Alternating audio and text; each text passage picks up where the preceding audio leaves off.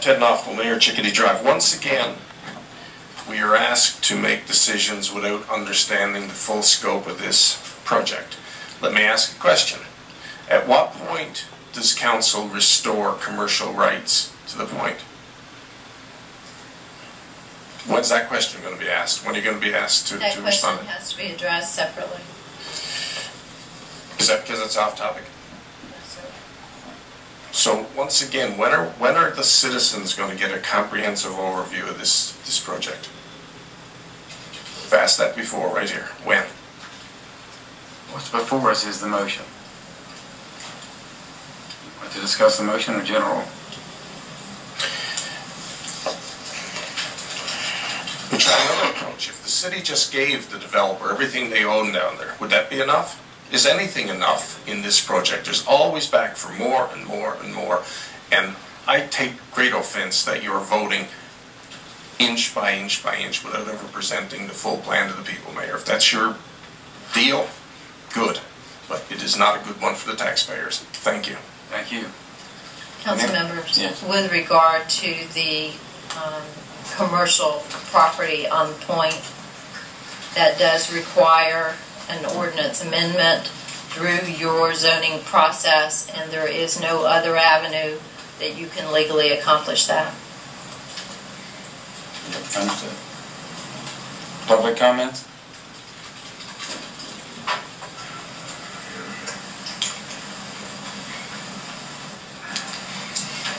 Mayor, Council, Mike Gardner, 618 Ruth Street. Well, the best news I heard tonight was get up and walk out.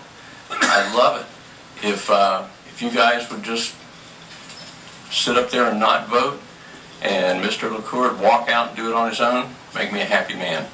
I'm looking at this as a little bit different slant coming from the council, where we're talking about the taxpayers benefiting by getting TIF money. Now, I think our city is much more of an organic deal than buildings and concrete and infrastructure and reimbursing of tax values. I know y'all don't go out and talk to a whole lot of citizens one-on-one until it comes election time. And then people get out there and talk to a lot of them. And I think it'd be very interesting for everybody up here to go out and talk to them and ask them what they think of 370-foot towers down on the river. It doesn't matter a whole lot to me if we get tax value and we somehow generate some more money for the city, and I'm putting the city in quotes here, if we're slowly, bit by bit, killing off the people that live in this city. I, for one, think the Riverwalk Park would be great. I don't want to go down there and sit in a beautiful park and have it shaded by 370-story, 170-foot buildings. Thanks. Anyone else? All right, yes.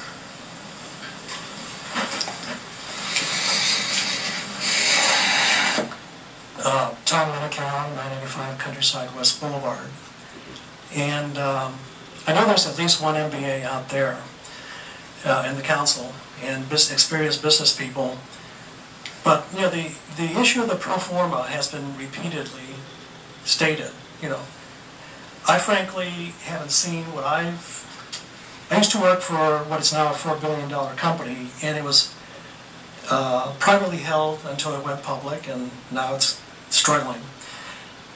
But I've seen business proposal after business proposal after business proposal.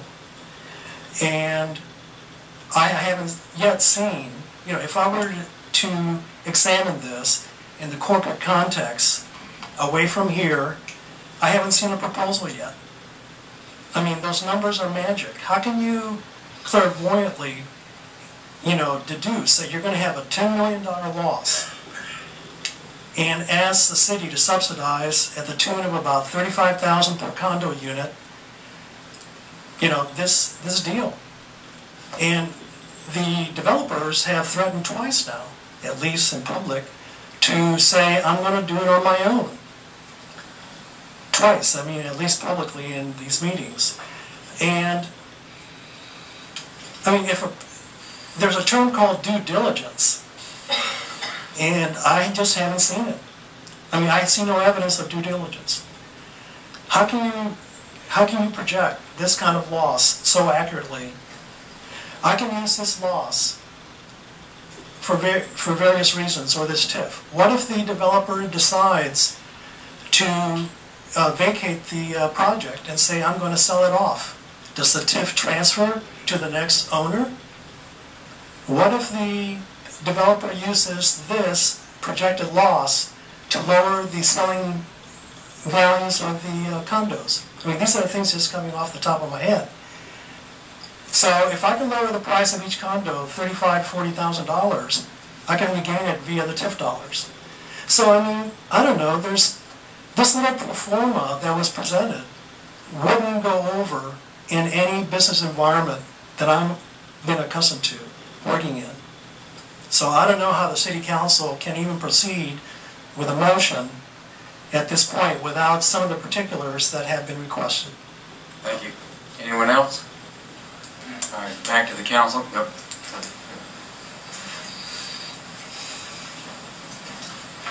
My name is John Chaney, Falling Tree Lane. Look, I feel like a lot of people in the city want people to build stuff. They may not want a tower, they want something down at Riverwalk. But I just don't feel that we should be giving them taxpayers' money to build it.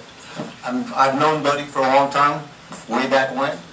I'm sure he can do it on his own. You guys are giving him a lot of stuff already. I'm sorry to say, you're building a park, you're going to build everything around it, you're going to attract everything to his business. I mean, that's a pretty good incentive. And giving away, I mean, Buddy came up and he lowered it to $5 million. I mean, Don, what happens if he said 7? Would we have said 7? That's amazing to me.